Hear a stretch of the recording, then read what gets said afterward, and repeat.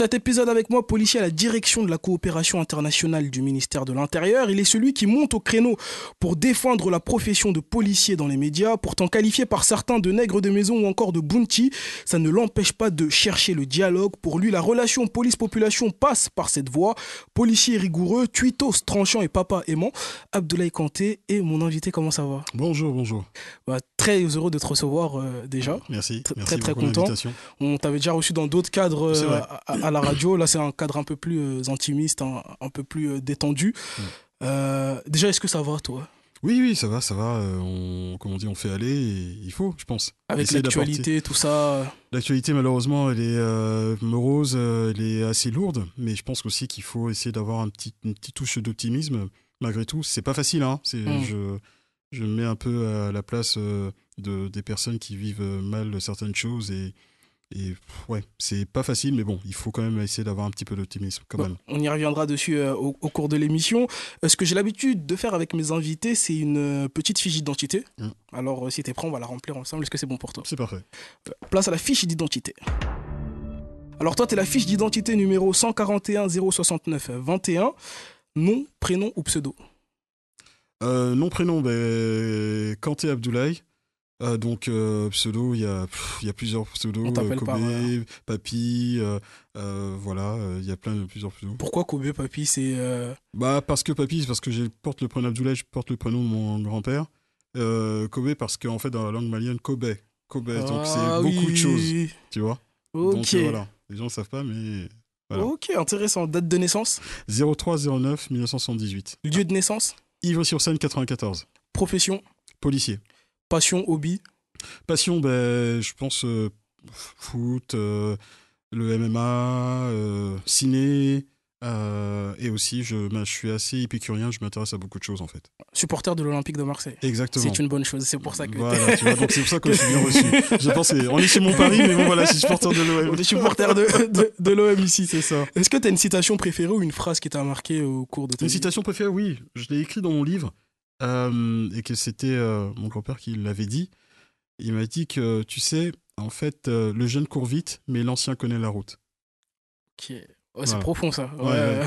Tu vois, je pense aussi que c'est quand même très important parce que cette citation, elle exprime beaucoup de choses parce que c'est que, évidemment, quand t'es jeune, t'es fougueux, t'as envie vraiment de tout déchirer, t'as envie vraiment de faire tout, mais tu peux pas tout faire sans avoir, on va dire, un minimum de cadre, au moins qu'on t'explique les choses, tu vois. Et ça, je pense que ça a tout son sens. Parce qu'effectivement, le jeune va se construire, le jeune va découvrir par lui-même, mais il faut qu'au préalable, donc, on le prévienne de qu'est-ce qui va l'attendre. Et c'est pour toute chose dans la vie. Réseaux sociaux?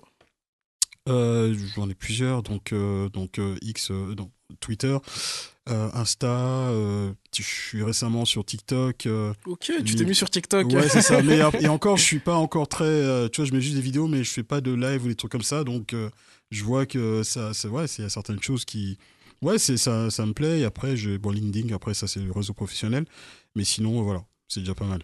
Tant qu'on est là-dessus, pourquoi être autant présent sur les réseaux sociaux? Est-ce que c'est un moyen aussi pour toi de te rapprocher, entre guillemets, de la population? Je le disais en intro, c'est important pour toi de parler avec les gens et de faire découvrir ton métier. En fait, le truc, c'est que moi, sur les réseaux sociaux, comme tout le monde, je crois, j'ai commencé par faire Facebook et tout, donc c'était vraiment comme ça de manière anodine.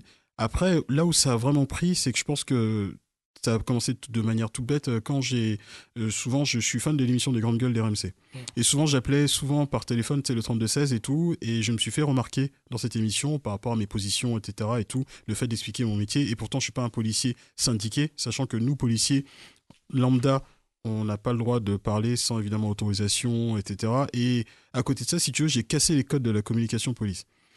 Parce que, évidemment, je suis policier de terrain, j'ai un vécu. Et en fait, à ce moment-là, je me suis fait remarquer. J'ai été invité à l'émission de Thierry Ardisson qui s'appelait à l'époque Salut les Terriens. Et ça a fait un gros buzz. C'était un buzz et tout. C'était à l'époque, j'étais face à Yann Moix, Laurent Baffy. Il y avait Frédéric Ploquin. Je devais présenter un livre. C'était pas mon livre, mais celui de Frédéric Ploquin. C'était La peur doit changer de camp. Et tu avais une connaissance peut-être qu'on connaît, c'est Barbe Panther. Oui. Et qui alors juste une petite anecdote parce que Almami Kanouté, que je salue, sachant qu'on a été au même lycée ensemble, au lycée avec Almami Kanouté. On était au LP Barreau à Corvisart, donc il s'en rappellera. Et donc voilà, et après ça a pris un buzz et à ce moment-là les gens m'ont dit waouh et tout parce que voilà, il y avait Yann Moix qui nous avait traité nous les policiers on chie dans notre froid quand on rentre dans les cités. Donc moi je lui ai répondu et là à ce moment-là ça a pris et on m'a dit ouais pourquoi tu vas pas sur les réseaux sociaux pour essayer d'expliquer un petit peu ton métier et là voilà.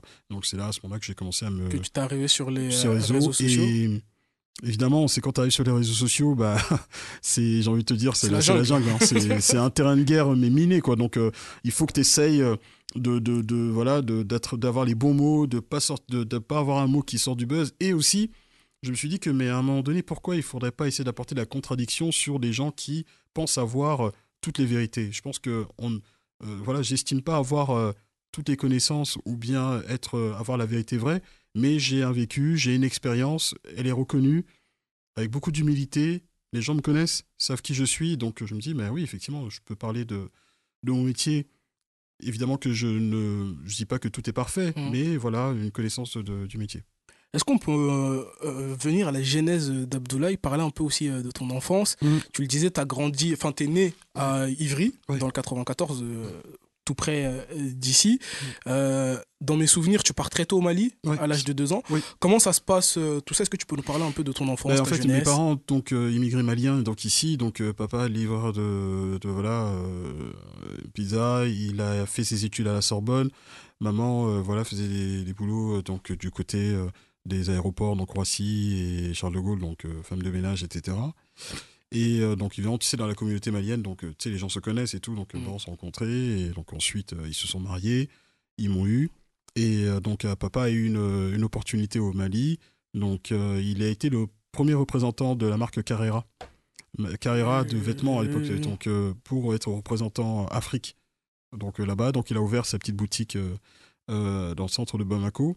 Et à ce moment-là, donc on est rentré. Donc si tu veux, j'avais que 2 ans. Donc je quittais la France et tout. Et voilà, donc j'ai fait de 2 ans jusqu'à mes 13 ans. Donc je suis revenu à l'âge de 15 ans en France. Et comment ça se passe, cette enfance au Mali? Est-ce que tu peux nous parler un peu du Mali? Alors, Mali, pour moi, c'était une inconnue, mais après, tu sais, quand je suis arrivé très jeune, donc c'est comme si j'étais né là-bas, on va dire, tu vois. C'est pour moi, donc vraiment tout ce qui était les us et coutumes. Après, quand t'arrives, t'es vu comme le petit français, tu vois. Quand je dis le petit français, c'était le petit qui venait d'un endroit qui était, on va dire, aisé. Pardon. D'un endroit aisé, qui n'avait pas connu les difficultés. Et pourtant, quand je suis arrivé, mon père n'avait pas encore sa maison, donc on a aménagé en fait chez mes grands-parents, pour ceux qui connaissent à Medina Koura, donc qui est vraiment le cœur névralgique de Bamako, vraiment le centre-ville. Comme on est la famille Kanté, donc une très grande famille qui est connue là-bas, donc on a vécu chez mes grands-parents. Donc c'était pas facile, notamment pour ma maman, parce que allez, pour vraiment, c'est vraiment intimiste là, le truc, Oui. parce que je l'ai jamais dit. C'était difficile pour ma mère parce qu'elle n'était pas forcément, comme elle était claire, elle était peule. Donc du coup, voilà, elle n'était pas faite pour être avec mon père. Donc tu sais, t'as toujours cette espèce de concurrence avec les tantes et tout qui font comprendre que t'es pas à ta place et on va te faire galérer et tout ça, quoi. Et maman a tenu. C'était difficile, mais elle a tenu quand même. Et comme mon papa a eu sa maison, donc du coup, on a aménagé du côté derrière Faladje. Donc c'est un quartier en banlieue de Bamako. Et oui, c'était une enfance qui était... après, j'ai eu ma fratrie, tout ça, parce que je suis issu d'une fratrie de 7. De 7, et c'est toi l'aîné des 7? C'est moi l'aîné des 7, dont un de mes petits frères qui est décédé en 2003 à l'âge de 18 ans. Oh. Donc, du coup, ça a été ouais, quelque chose où j'ai eu une enfance vraiment... Où j'ai des parents qui étaient aimants, qui m'ont inculqué des valeurs, donc une éducation, on va dire, aussi à l'africaine, sachant que, sans oublier aussi l'éducation à l'européenne. Donc j'ai eu vraiment les deux cultures et c'est ce qui m'a renforcé. Et c'est quoi ta relation avec ta maman? Quelle était ta relation avec elle? On le voit là quand Maman, t'en parlais. Maman, en fait, c'est quelqu'un qui a toujours eu vraiment une très très très grande responsabilité parce que moi j'ai mon papa, après tu sais, il a réussi dans la vie et tout et il a beaucoup voyagé, il n'était pas forcément présent. Papa n'était pas forcément présent et on se tous tout reposait sur ma mère, quoi. Et je peux te dire que oui, c'est quelqu'un qui je dois énormément. Et aussi, elle a eu une force un courage qui, pour moi, n'est pas donné à toutes les mamans. Hein, parce que quand tu dois gérer 7 enfants et tu gérer toute seule, tu dois gérer, c'est quand même pas évident. Hein. J'ai 2 enfants, je peux te dire que c'est pas évident. Mais là, 7, tu dis que franchement, elle a vraiment fait beaucoup à essayer de nous donner la meilleure éducation possible. Et je pense que voilà, c'est quelque chose que franchement, je la remercierai jamais assez. Et est-ce qu'il y a un trait de caractère chez elle ou une phrase, une citation, peut-être quelque chose qu'elle faisait qui t'a marqué et qui t'accompagne encore Alors, aujourd'hui le au trait de quotidien? caractère, c'est que je sais pas comment dire. Je sais pas si on peut dire trait de caractère, c'est que bah oui, elle était vraiment voilà, elle faisait le rôle de papa et de maman aussi, hein, Mhm. donc elle était toujours là et donc caractère aussi bah oui, c'est un caractère fort aussi, c'est une maman, hein. Donc du coup, elle essayait de vraiment de nous inculquer les valeurs, l'éducation à l'africaine, donc vraiment strict aussi. Et je pense que oui, pour moi, c'est plus ce trait de caractère que j'ai gardé, que je garde. Et comment elle se passe cette enfance au Mali? Est-ce que tu vas à l'école? Oui, T'es je vais à scolarisé? l'école. Je vais à l'école, donc la maternelle. Ensuite, après, j'ai la chance aussi d'aller à l'école, ce qu'ils appelaient l'école Liberté, Libertéa. Donc, c'était une école franco-malienne. Donc, du coup, j'ai eu la chance à l'époque d'y aller. Donc, c'est pour ça que ça me rapprochait un petit peu aussi de, voilà, de la culture française et tout. Et c'est vrai que voilà, l'école se passe bien. J'étais pas non plus un élève, on va dire, tu sais, un top d'élèves, quoi, tu vois. Donc j'étais vraiment dans la moyenne, quoi. Donc 10, 11 de moyenne et Mhm. tout. Voilà, je voyais pas plus. Mais franchement, non, ça se passait bien. Et si tu veux, j'avais la chance aussi de voir vraiment des enfants de coopérants, ce qu'on appelait les coopérantes, qui venaient de d'autres pays et Ok, qui étaient dans ce genre ouais. d'école, tu vois. Donc ça permet de voir vraiment, je pouvais côtoyer des Béninois, des Japonais, des Belges, Mhm. des Suédois, des Camerounais, tu vois. Oui, Donc vraiment, c'était c'est... vraiment un multipote, quoi, tu vois. Ouais, il y a une mixité vraiment. Et ouais, ça, là, vraiment, la vraie, ouais, ça, oui. Et là, je peux te dire que c'était criant, quoi. Et en dehors de l'école, t'as des passions, des hobbies. Qu'est-ce qu'on fait dans les rues de Bamako? Dans les rues de Bamako, bah, en fait, la tradition, c'est qu'il faut savoir qu'à Bamako, bon, la semaine, tu vas à l'école, donc c'est le matin. Donc à l'époque, hein, c'était de 7h comment ça s'appelle, jusqu'à 16h. Ensuite, après, bah, quand on rentrait à la maison, donc du coup, tu avais le goûter. Et après, voilà, tu joues au foot l'après-midi. Après les devoirs, tu joues au foot devant l'entrée avec voilà, avec le petit terrain, là, la terre rouge, etc. Tu joues avec tes potes et tout, les cousins. Le samedi, quand c'est le week-end, quand ça arrivait le week-end, systématiquement, je sais qu'on allait ce qu'on appelait la pâtisserie. Je pense que tu dois connaître. La pâtisserie, euh, ce sont un peu l'équivalent de fast-food. Et t'allais Mhm. chercher ces fameux pâtés que tu mangeais, tout ça, etc. Et tout, voilà. Et ça, tous les samedis, on allait comme ça en C'était une famille. tradition, entre guillemets. Ouais, ouais, ouais. Et le dimanche, c'était le dimanche, bah, le jour de Tchèb, hein. Donc le tchaboudienne, pour ceux qui connaissent, un plat sénégalais à base de riz et de poisson. Et voilà, voilà, on mangeait ça le dimanche et tout. Et voilà. J'ai une enfance heureuse, en fait. Finalement, c'est... Oui, bah, oui, bah, c'est Une... franchement, oui, j'ai pas eu une enfance entre guillemets malheureuse. C'est après que après, je sais pas quand on va aborder le sujet, c'est quand je suis arrivé en France à l'âge de mes 14-15 ans, tu vois. Donc j'ai été élevé par la grande sœur de ma mère, Donc, du coup, toi, t'arrives en France seul. seul. Tes Ouais. parents restent... Mes parents restent parce qu'en fait, si tu veux, à un moment donné, comme le Malien est un migrant, un immigré, en fait, mon père a estimé que voilà, ça aurait été bien que j'aille faire le reste de mes études en en France. France, tu vois. Mais à la base, ce que les gens ne savent pas, c'est que je ne devais pas rester en France. J'ai fait un voyage avec mes parents, avec ma petite sœur. On est parti aux États-Unis. Et il y a un des cousins comment dire, à mon père qui voulait me recevoir, en fait, en gros, pour que je puisse rester et faire le reste de mes études et peut-être travailler là-bas. Et ma mère a paniqué, et en fait, elle a dit non, en fait, finalement, il va aller en France parce que c'était plus près du Mali Ok, que ouais. les États-Unis. Et donc, sinon, tu vois, Tu je- t'aurais été un policier américain. enfin, policier américain, je sais pas, mais en tout cas, j'aurais été aux T'aurais États-Unis, tu vécu vois. là-bas Donc, tu vois, toute ça ta s'est vie. joué sur le fait que maman, et comme la famille était un peu plus En ici en France France et tout, que que... voilà.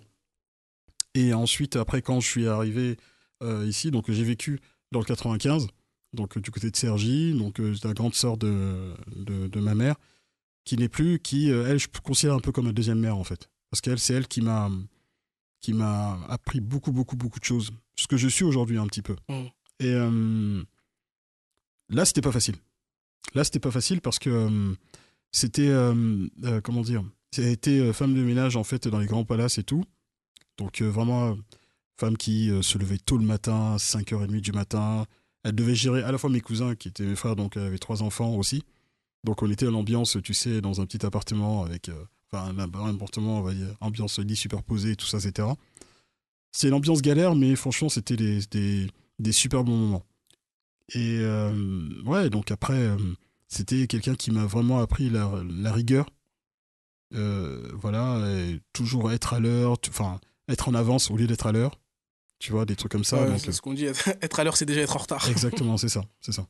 Et elle n'a pas eu une vie facile. Elle n'a pas eu une vie facile. C'était quelqu'un qui a eu beaucoup de difficultés, notamment mon oncle aussi qui n'est plus. Et voilà, femme battue, l'alcoolisme et tout ça, etc. et tout.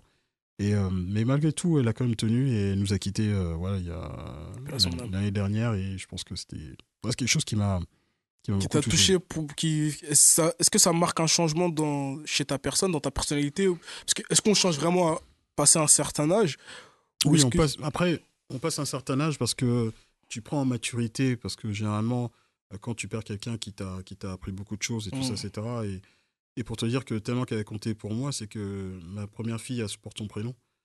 Donc, si tu veux, ça a été quelque chose qui, pour moi, ouais, c'est pas facile d'en parler encore parce que tu vois, c'est quelqu'un qui m'a beaucoup, qui a coûté beaucoup pour moi dans ma vie. Et c'est à cette période-là de ta vie que tu décides un peu de te tourner vers les métiers. Alors, si tu veux, donc j'ai pas trop d'objectifs dans la vie. Si tu veux, à ce moment-là, t'as beaucoup de choses. Elle était elle était toujours sur mes côtes. Alors, elle était, bon, excuse-moi, elle était chaude sur moi. Elle était chaude sur moi de fou. Mais après, après coup, je comprenais pas et tout. Mais là, tu vois, Après, il y a aussi depuis cette après. responsabilité. Ah On te oui, confie à quelqu'un, surtout chez nous, dans nos cultures, où on te exactement, tu vois. confie. Ah, c'est clair. Non, mais c'est pas facile, important. hein. C'est une mission qu'elle C'est a une mission aussi. elle avait une mission pour elle, tu vois, c'était une mission et nous je le comprenais pas. Mais après quand j'ai compris sa manière d'être et tout, j'ai dit ah ouais effectivement, je comprends pourquoi elle a été comme ça. Je comprends pourquoi aujourd'hui elle a été comme ça. Et c'est ouais, disons que j'étais pas un élève de ouf, tu vois. Et si à un moment donné, bah, j'ai un oncle à moi qui a rien à voir, mais qui était dans le cercle familial, qui voyait que je galérais un peu dans les études. Il m'a dit, toi, tu vas devenir militaire. Moi, je regarde comme ça, tu connais, hein, tu sais, toujours les oncles qui viennent comme ça, Oui. qui viennent ramener leur bouche, on leur a rien demandé, mais ils viennent et au final, un samedi, il m'a dit viens avec moi et tout, donc on est parti dans le 12e au CIRPA, donc vers à côté de Nation, vers Porte de Vincennes, pardon, et à ce moment-là, donc il m'a emmené devant un militaire et tout, donc un centre de recrutement, et voilà, donc voilà, maintenant choisis ce que tu veux faire. Moi, je vois comme ça, et le mec, il est là, un peu bourru, tu vois.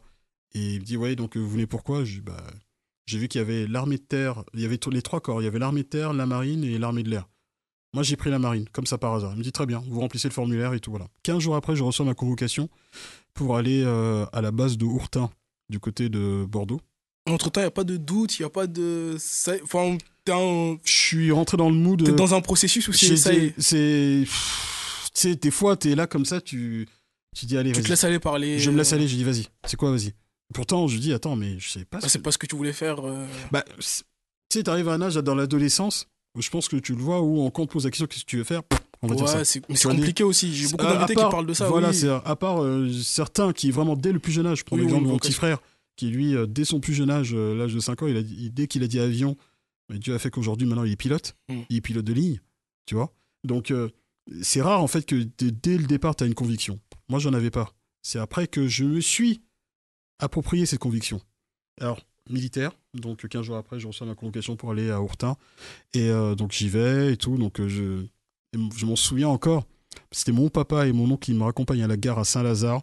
Mon père, dis-toi bien, je ne l'ai jamais vu pleurer. Je n'ai jamais vu pleurer mon père.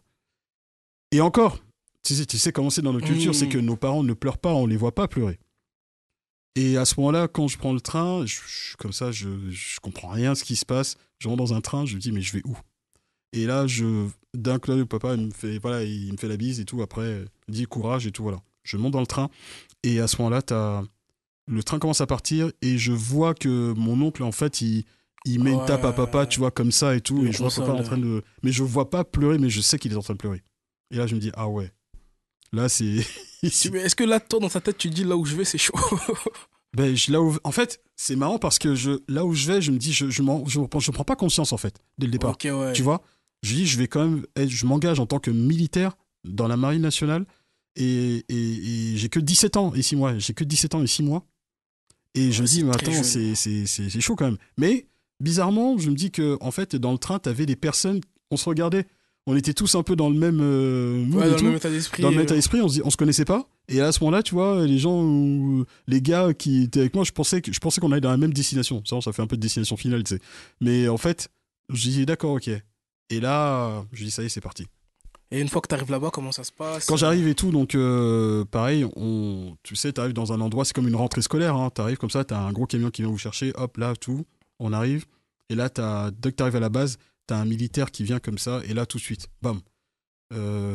Ça fait un peu comme, je sais pas, pour ceux qui connaissent, qui ont des références cinématographiques, il y a le film Full Metal Jacket. Pour ceux qui voient que c'est un espèce de sergent-chef qui est assez énervé comme ça, qui commence à mal nous parler, à dire ouais, donc voilà, c'est bon maintenant, vous êtes ici maintenant, c'est fini, papa et maman, c'est terminé. Maintenant, c'est moi qui vais vous prendre en charge, et ceux qui ne sont pas contents, il est encore temps de repartir. Je lui dis, oh merde. J'ai dit, ah ouais, d'accord, ok. Où est-ce que j'ai mis Mais le on se pied? regarde tous en fait. Il y en avait un, je m'en souviens encore, il était en train de trembler. Quoi. Il s'est dit, ouais. Il y en a qui Et étaient vous pas bien. deviez rester combien de temps là-bas? En fait, la formation a duré 15 jours. Et au dessus de ces 15 jours, on était affectés. Affectés dans nos bases. Donc pendant cela, c'était simple, t'arrives, ben voilà, tu fais un parcours en fait. On te donne ton pactage, tu rentres dans une espèce de cabine, on essaie de prendre tes mesures, tu sais. Ceux qui avaient des cheveux, bah, t'enlèves les cheveux. on a les cheveux, barbe et tout ça, tout, boum. C'est là vraiment, t'étais en mode, voilà. Et la formation, c'était une formation militaire, hein. Donc lever à 6 heures, voilà, faire ton lit. Et à l'époque, si ton lit n'était pas fait, tu faisais de la tôle. Mais quand je dis tôle, c'était tu restais le week-end au lieu de rentrer chez toi. Donc il fallait ce qu'on appelle la pièce de 5 francs devait rouler sur le lit, le bidel. Ah ouais, c'est... Militaire, hein, militaire. Et après ça, donc 15 jours après, donc j'ai mon affectation à la base de Cherbourg. Donc on m'a demandé si je voulais être embarqué ou sous-marinier. Alors moi, j'ai pris embarqué, parce que je n'avais pas envie d'être dans un sous-marin. Donc j'ai eu la chance d'être sur ce qu'on appelle un patrouilleur qui était basé à Cherbourg, un P400 qui s'appelait l'Audacieuse. Et j'ai fait, grâce à ça, donc j'ai été manœuvrier et maître d'armes donc sur ce bateau. Et sur un bateau qui composait 40 personnels. Et après ça, donc j'ai fait ce qu'on appelle des missions dans toute l'Europe du Nord. Donc j'ai fait la Suède, l'Islande, le Danemark, la Finlande, les pays baltiques, etc. en mission. Et ça dure combien de temps? 3 ans. 2 ans, exactement 2 ans et demi. Mais 3 ans. Et comment on passe de ça au métier de policier? En fait, c'est une continuité parce que quand j'ai fini mon contrat, en fait, on m'a demandé pourquoi tu prolonges pas. Mais je voulais faire une année sabbatique en fait parce que c'était pas facile. Hein. Je pense aussi que pendant cette période militaire et tout, donc quand t'es en mer et tout, tu pars 6 mois en mer et t'es tout. Loin aussi, ouais. T'es loin de ta famille et tout ça, donc t'as droit à l'époque de passer un appel d'une dizaine de minutes par téléphone satellitaire. T'es pas tout seul parce que les gens aussi attendent aussi derrière. Et aussi, ouais, c'était une très très belle expérience. À la fois vraiment qui m'a renforcé en tant qu'homme, mais aussi difficile parce que j'ai vu aussi peut-être des fois l'abject aussi, notamment le racisme sur certaines choses où effectivement j'étais le seul black sur ce bateau. Et ça se manifeste comment le racisme, si on peut en parler? Le racisme en fait il n'est plus à l'époque, tu sais, où il était plus visible, où on te disait écoute, voilà, vous êtes noir, vous n'avez pas votre place là, ça sert à rien, etc. C'était plus insidieux. C'était genre on te doublait, on va dire, tes tâches de travail. L'approche qu'on t'interpellait c'était très véhémente, genre limite comme si on te parlait vraiment de manière mais mal éduquée quoi. Et c'était un chef qui me faisait ça, tu vois, et je comprenais pas à un moment donné. Je dis mais attends, il parle mal et tout, donc et je l'ai dit sur une interview il y a des années que à ce moment-là, oui, j'étais pas bien, je voulais craquer, j'ai appelé ma mère. Je m'en souviens, on était en plein milieu de la mer du Nord. Et j'avais craqué, j'ai dit maman, j'en peux plus, etc. Et ma mère m'a dit non, tu vas tenir. Tu vas pas lâcher, tu vas tenir. Et tu vas tenir et tu vas montrer que, justement que cette personne-là se trompe. Et c'est ça qui m'a donné la force de lutter contre ce racisme-là. Donc j'ai bossé. Et quand j'avais fini ma mission, enfin mon contrat, ce mec-là, en fait, qui était très véhément avec moi, qui avait ce comportement raciste avec moi, dis-toi bien qu'à la fin, il est venu lors de mon débarquement. Débarquement, c'est quand tu quittes le bateau. Me salue et me dit ouais Abdoulaye, je voulais te dire un truc, merci de m'avoir fait tromper sur des personnes comme toi et je te respecte et t'es quelqu'un de bien. Est-ce qu'on considère ça comme une victoire? Plus qu'une victoire en fait. Parce À que cette époque-là, t'as peut-être 20, 21, non, 21. Plus âgé, hein. j'avais 19. J'avais 19 ans. Et là, évidemment, le gars, c'était un sale con. Tu portais même ça à sa tête. Mhm. Et je pense que. Parce que je pense que la meilleure manière aussi, c'était de me dire que non, mais c'est pas le. Je vais pas partir et laisser ma place. Parce que j'ai autant ma place que cette personne-là, Que les autres. que les autres. Et il faut s'imposer. Et ne pas accepter, en gros, d'être dans cette forme de posture victimaire, en fait. C'est comme ça, en fait, que moi, ça m'a forgé. Et les gens s'étonnent, ils me disent, ouais, mais tu te rends compte et tout. Et là, je dis, oui, mais est-ce que pour autant tu dois partir? Est-ce que pour autant tu dois laisser ta Parce que ouais, place? c'est une question qui fait débat. Souvent, les gens ils te disent, bah, quand t'es pas accepté quelque part, faut claquer la porte et Mais au partir. nom de quoi tu serais pas accepté? Parce que par rapport à ta couleur de peau? Par rapport au fait que parce que l'autre, parce il t'aime pas, donc il faut que tu partes? Mais Bah, est-ce qu'on peut l'entendre aussi que c'est pas forcément facile parce que c'est une force de caractère aussi c'est une force qu'il de y a caractère ou non, de. mais je peux comprendre aussi, mais ça veut pas dire que je comprends pas aussi que les autres y Hmm, partent et tout, hein. Mais il faut avoir cette force de caractère. Je pense que quand tu es face à une forme d'injustice, pour faut moi, s'imposer. le racisme, c'est une forme d'injustice parce que la haine de l'autre et tout ça, le rejet de l'autre, pour moi, c'est une forme d'injustice. Je vois pas pourquoi je devrais partir parce que l'autre, juste, il m'aime pas, parce que son visage ou sa façon d'être ne me revient pas. C'est quelle façon légitime? Je trouve ça intéressant ce que tu dis parce que ça permet aussi de resituer un peu ton état d'esprit. Ouais, Comme on le disait en début d'émission, t'es beaucoup raillé sur les décrit. réseaux sociaux, beaucoup moqué, Ouais. insulté de traître, de Mhm. trucs. Et c'est bien aussi d'avoir Mais parce que cette en fait, je vision-là. pense que les gens, après, tu sais, les réseaux ont toujours une vision biaisée de la personne en elle-même, tu vois. Et moi, en fait, ce que j'ai toujours essayé d'expliquer sur les réseaux, c'est très difficile, mais de dire que, bah, bien évidemment, tout quand il y a une forme de racisme ou quelque chose comme ça, et qui est avéré, et évident que moi, jamais de la vie, je me tairai. Je vais pas non plus laisser me faire insulter ou insulter quelqu'un et tout ça, etc., à raison de sa couleur de peau et tout. Et ça, pour moi, c'est logique. Et j'explique ça aussi aux jeunes. C'est qu'à un moment donné, il faut sortir de cette posture, de me dire, ben, ah, parce que je suis noir ou arabe, parce que on m'aime pas, donc ça y est, je vais partir et tout. Ben non. Si tu as les compétences, si tu as les compétences où tu sais que ce truc-là est fait pour toi. Si je prends l'exemple du métier de policier, le métier de policier, les gens me disent, ouais, mais bon, t'es noir, t'as pas la légitimité d'être policier. Mais je dis, mais et pourquoi? Au nom de quoi? Et je vais dire un truc, et je le poste en plus, volontairement.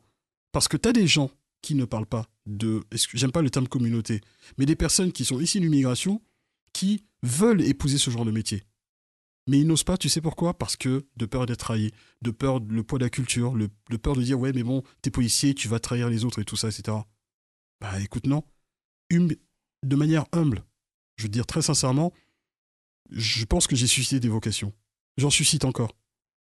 Pour moi, c'est être un facteur d'identification pour des personnes qui n'osent pas. Ben, pour moi, c'est beaucoup. Et je ne parle pas que pour le métier de policier, hein. Je parle pour d'autres métiers. Parce qu'à un moment donné, on s'est dit que, ouais, mais bon, c'est pour les autres, c'est pas fait pour moi. Bah écoute, non. Si tu vois quelqu'un qui te ressemble et qui te dit, mais si lui, il le fait, mais pourquoi pas moi? C'est ça, en fait, l'état d'esprit. Parce que je lisais aussi une interview de toi hier, enfin, en faisant des recherches un peu pour préparer notre entretien d'aujourd'hui, une interview dans laquelle tu disais que c'est un jeune qui veut faire ce métier-là et qui dit j'ai peur de l'annoncer à mes parents. Mhm. Et dans l'interview, tu parles de sorte de coming out, c'est comme si c'était un coming out pour lui Ben, bien de sûr. dire à ses parents de devenir policier. Mais comment toi aussi, est-ce que, enfin, et à un moment donné, si tout le monde a enfin pas tout le monde, mais si une majorité des gens a une défiance envers ce métier-là, Mhm. envers ce corps-là, est-ce que c'est pas aussi qu'il y a un problème avec le métier? Comment on fait pour changer cette défiance-là sans aller dans la confrontation? Parce que ça peut pas être toujours, il y a que des C'est méchants, il y a que des gentils. Je l'entends totalement que c'est normal que les gens aient une forme de défiance parce que quand tu n'expliques pas tes actions, forcément, t'es mal compris. Et ça a été le grand problème de notre institution pendant, on va dire, plusieurs années. Mais après, il y a eu des choses qui ont fait que, ben, je dirais pas moi parce que ça va faire trop le mec qui se la raconte, mais je pense qu'il était nécessaire aussi à un moment donné de faire bousculer les choses. Il y a maintenant 30 ans, maintenant, quand tu regardes le visage de la police nationale, maintenant, ça a beaucoup changé. Mm. Ce n'est plus j'étais un peu caricatural, ouais, le vieux Robert et tout, qui est dans le commissariat, le gros beauf et tout, tu vois, et qui limite, dès qu'il voit quelqu'un rentrer, vas-y, dégage, et tout ça. C'est fini, ça. C'est fini maintenant, ça a beaucoup changé. Je dis pas que tout est parfait, mais en tout cas, c'est largement mieux que ce qu'on connaissait il y a une trentaine d'années. Vraiment. Ça, vraiment. Maintenant, après, ce qui concerne la défiance, oui, c'est logique. Si moi, je te connais pas, j'apprends pas, j'apprends pas à me faire connaître par rapport à ce que je fais, par rapport à ce que je suis, et que si je vois certaines choses, certaines actions qui sont commises à l'extérieur, et que déjà d'une, je sais pas comment tu fonctionnes, mais moi, je vois ça, en tant qu'être humain, bien évidemment, je serais choqué. Je serais choqué, et après, je vais généraliser. Je vais essentialiser, je vais dire, ouais, mais laisse tomber, ils sont tous comme ça, etc. Et par contre, il était nécessaire de peut-être d'aller à la rencontre de ces publics qui peut-être ne te connaissent pas et de leur parler franc. Chacun à son niveau. On va parler de une petite anecdote. Il y a un jour, le directeur général de la police nationale me convoque parce que c'est au moment où je commence à prendre, on va dire, un peu au niveau des médias et tout ça, etc. Je me dis, ouais, putain, je vais me faire défoncer et tout.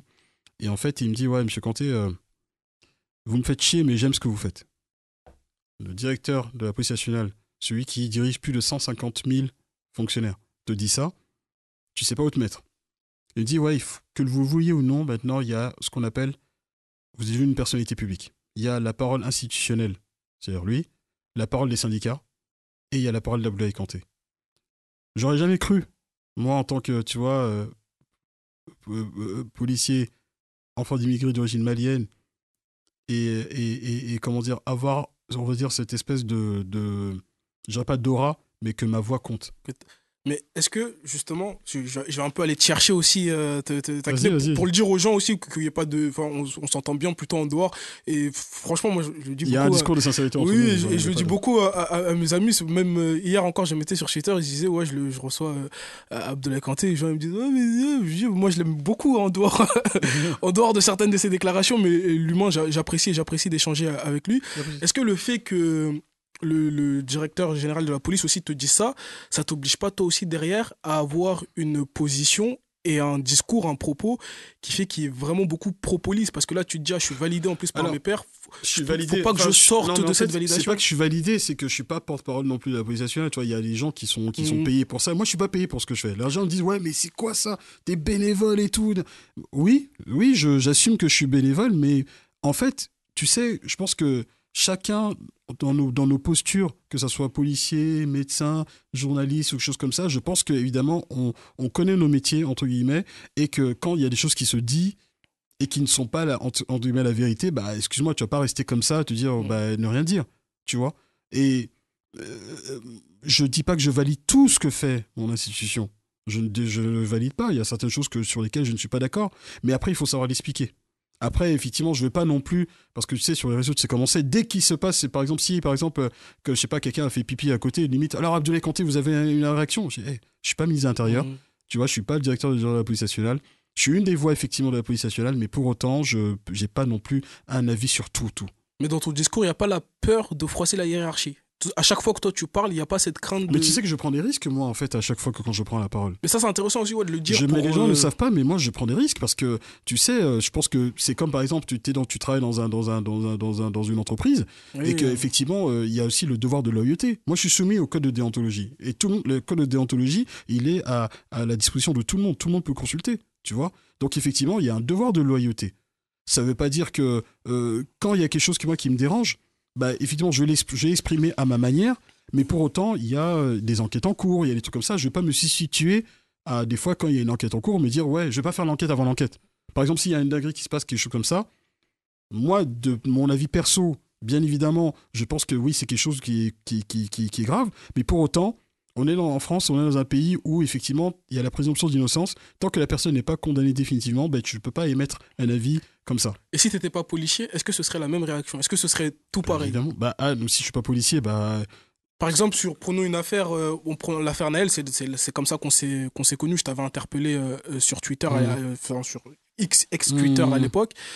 Est-ce que quand tu interviens et que tu dis, bah voilà ce que ça crée, les refus d'obtempérer, etc. Parce que il y a eu un contexte, alors, tu vois, quand je dis contexte, t'as vu commencer sur les réseaux, les contextes et tout ça, et comme ça qu'on m'appelle.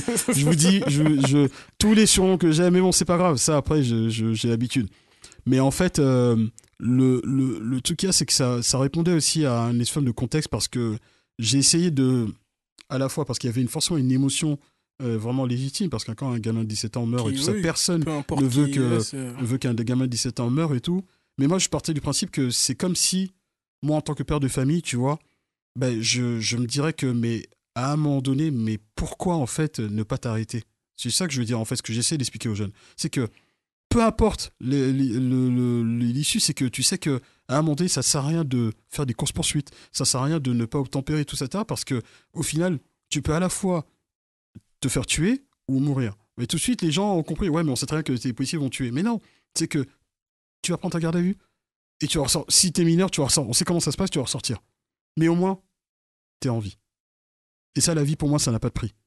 Ça n'a pas de prix. Du coup, la réaction aurait été la même, que tu sois policier ou pas, c'est le... Ben parce que c'est une relation de bon sens. Pour moi, je pense que j'essaye. Après, on a une éducation où il y a une forme de respect de l'autorité. Je pense à mon époque, et voilà, en Afrique, alors je peux te dire, hein, moi, le professeur, là, c'est clair que si on doit parler d'éducation d'avant et de maintenant, je peux dire que là, ce serait compliqué. Oui, là, dès que, par exemple, le professeur il te disait que quelque chose est de manière véhémente, bah là, tu te taisais et tu faisais, quoi, tu vois. Maintenant, aujourd'hui, malheureusement, on est rentré dans une ère où l'autorité n'est plus respectée. Certains même ne respectent même plus leurs parents. Alors, s'ils ne respectent pas leurs parents, comment tu veux qu'ils respectent aussi l'autorité, que ce soit policier, pompier, médecin, etc. Tu vois? Et quel est le rapport de tes parents vis-à-vis de ce que tu fais en tant que policier? Comment ils ont pris le fait que tu sois rentré dans la police? Et surtout le rapport de tes enfants? Mon père était fier. Mon père était fier parce que, tu sais, les parents, ils aiment bien que tu réussisses. Et limite, ils en font même la pub, tu vois. Tu Ouais, vois, ça, tu sais. Ouais, Ils mon font père la était pub. beaucoup comme ça. Voilà, c'est ça, tu vois. Donc, et ils sont fiers, c'est une forme de fierté. Et moi, pour moi, je pense que c'est ça qui m'a aussi beaucoup aidé. Donc, quand tes parents sont fiers de toi, parce que tu fais à la fois pour toi, mais ceux qui t'ont mis au monde, c'est Ouais, tu une fais forme pour de eux. reconnaissance et tout. Après, je peux dire aussi que pour ma mère, parce que, tu sais, les mamans sont toujours tu sais, avec l'état d'esprit des mamans, Mhm. toujours cette peur qu'il t'arrive quelque chose, le fait d'être Ouais, c'est très un métier qui reste dangereux malgré le fait tout. d'être très exposé pour beaucoup de choses et tout ça, sachant que nous, les policiers, on est des cibles et tout ça, etc. Donc, du coup, oui, en tant que maman, bah, effectivement, c'est difficile. Et comment tes enfants l'ont pris?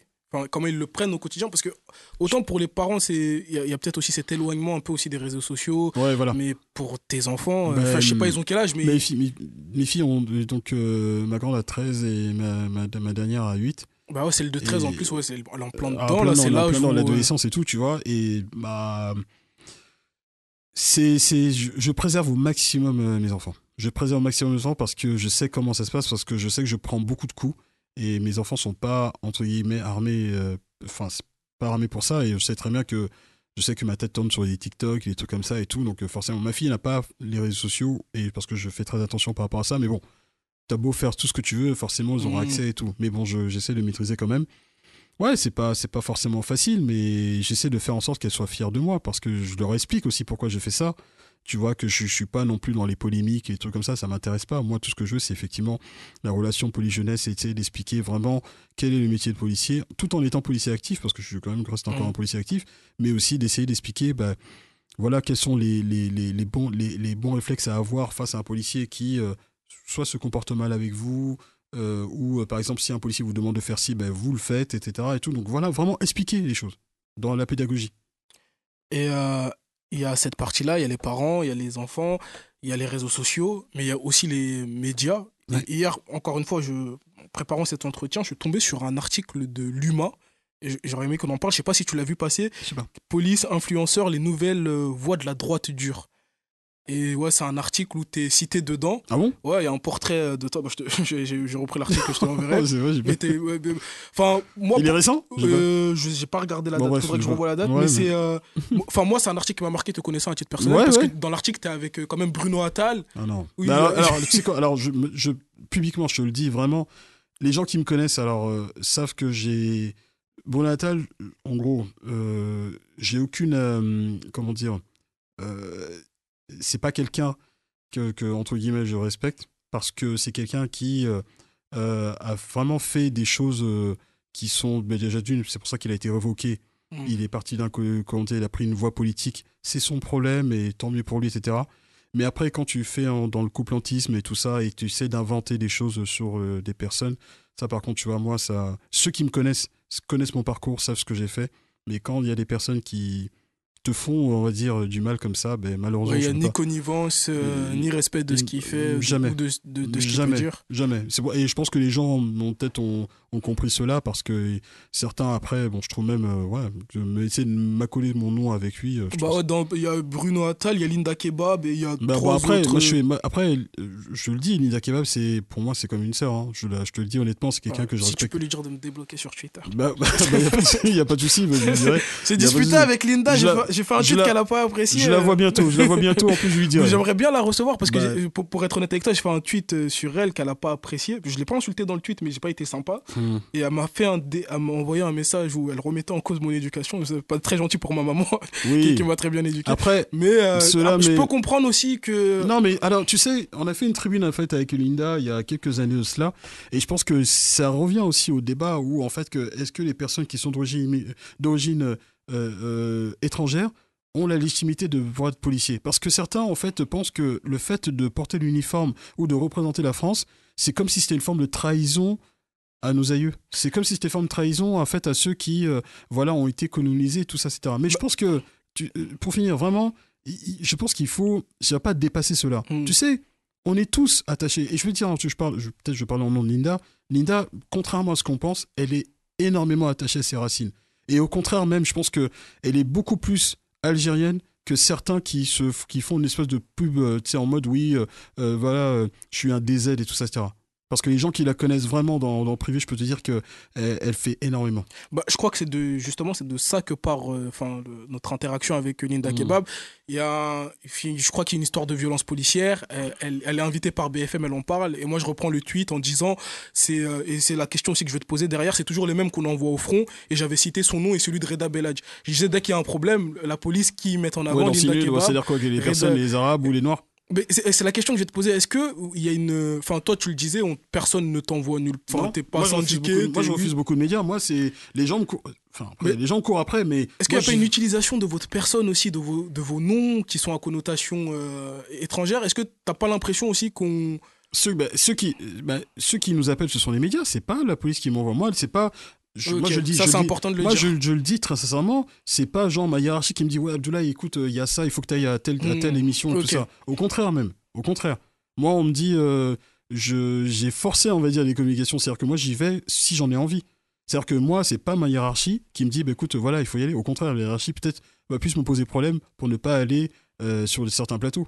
Ok, bah, c'est de là que partait mon interaction avec Et elle, Linda est comme Kebab, étant donné qu'elle est syndicaliste, donc après, c'est son rôle en tant que d'aller syndicat de d'aller. défendre. Elle a peut-être plus de légitimité que moi d'aller sur les plateaux parce qu'elle est syndicaliste et moi, je ne le suis pas.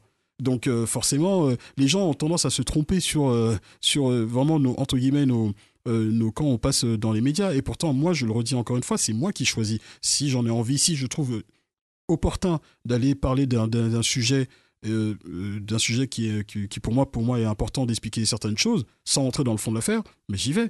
Par contre, je connais les médias, je sais qu'ils sont beaucoup dans le sensationnalisme et tout ça, donc le tout de suite et tout. T'as pas d'éléments, il faut que tu ailles juste simplement couvrir. Non.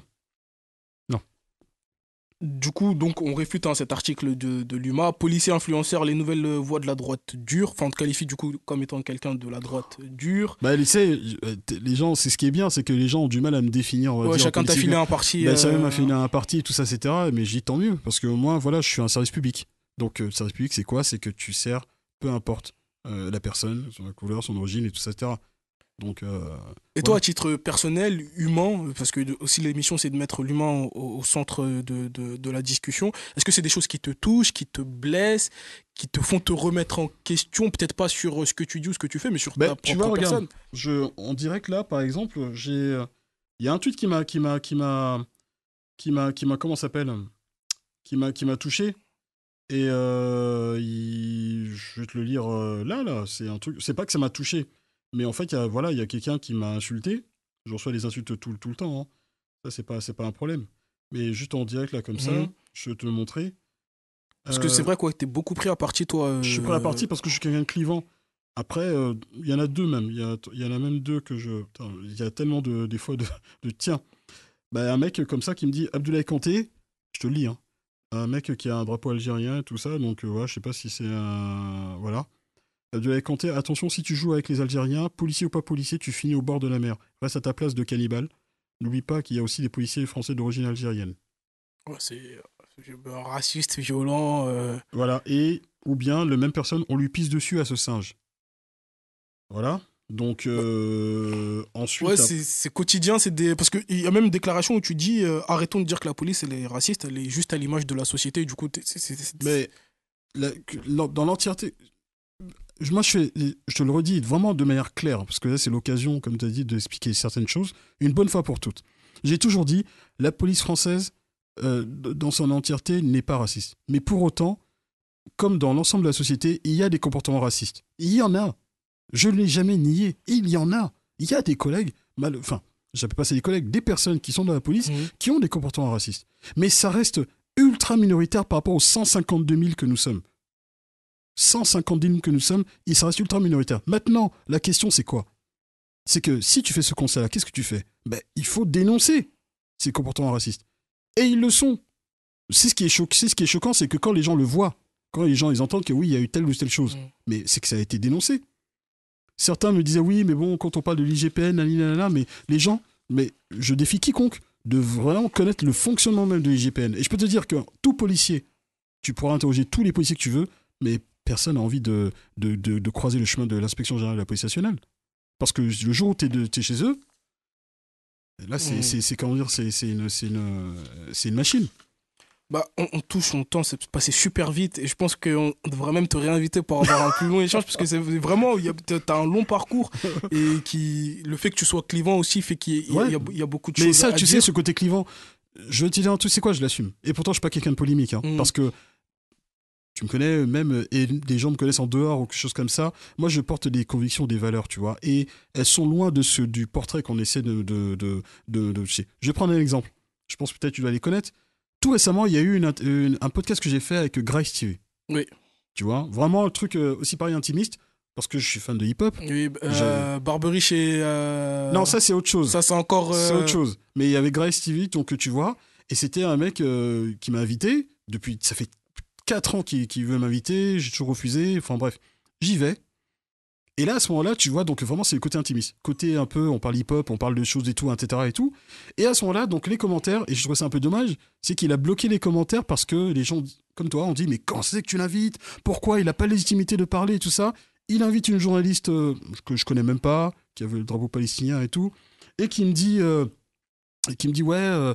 ouais, mais bon, je comprends pas pourquoi on peut donner la parole à des gens comme Abdoulaye Kanté. C'est un gars qui valide les violences policières. En plus, voilà, mais je comprends pas pourquoi en plus il a pas la légitimité de parler. C'est pas un blanc.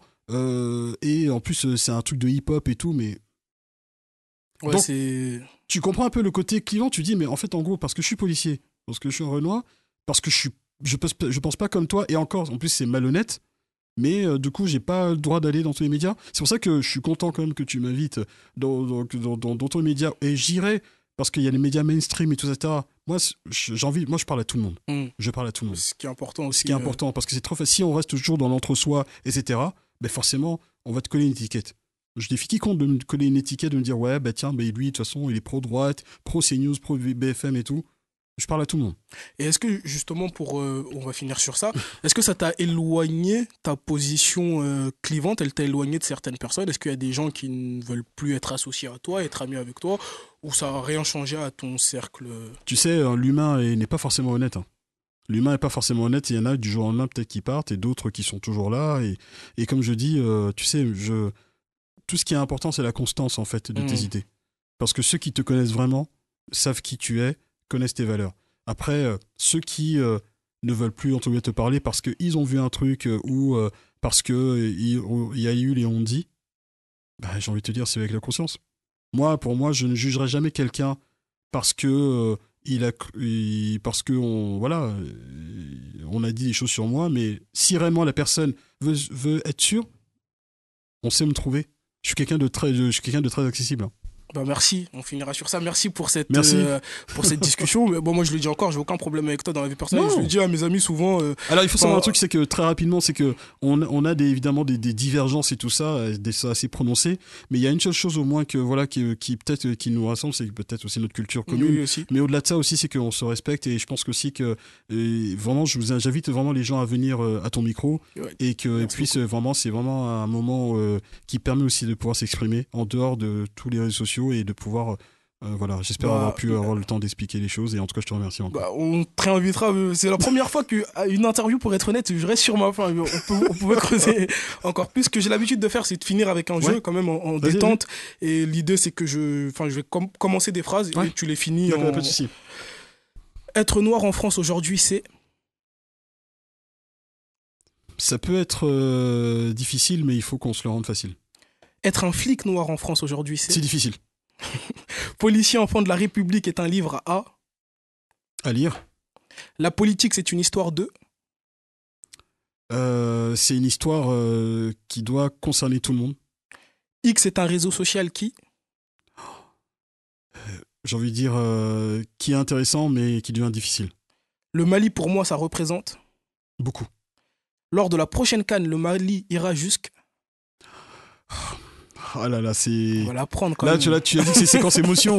C'est séquence vraiment émotion. Je me rappelle encore que, je le redis encore, désolé à mes frères ivoiriens, mais vous savez très bien que vous ne pouvez jamais gagner contre nous. Vous le savez très bien. Chaque ce match-là, on le rejoue 100 fois, on gagne 99 fois. 99 fois et on gagne. Donc, j'espère vraiment que le Mali ira le plus loin possible, mais j'espère. Si je devais dire une phrase en bambara pour décrire le Mali, je dirais... Une petite colle là. Ah, une petite colle. Ah, c'est simple et tout. Aïna Mallah. Venez au Mali. Manger au McDo, c'est bien, mais... Évitez les clous. On n'en a pas parlé, mais c'est l'actu du moment. J'aimerais dire à mes enfants que... Voilà, que je les aime. Être père pour moi, c'est... C'est quelque chose de... C'est un honneur. Alors, la question initiale, c'est j'aimerais dire à mon père que, mais comme on a beaucoup parlé de ta mère et tu parlais de sa force, j'aimerais dire à ma mère que... Merci. L'interview du jour était... Oh, bien. C'était un plaisir partagé. Merci beaucoup à toi. Je le disais en début d'émission, ça faisait longtemps qu'on n'était pas passé à l'antenne. J'ai récemment perdu mon père. On re-rentre dans une séquence émotion en début d'année 2025. Je voulais donc profiter de cette émission pour lui rendre hommage.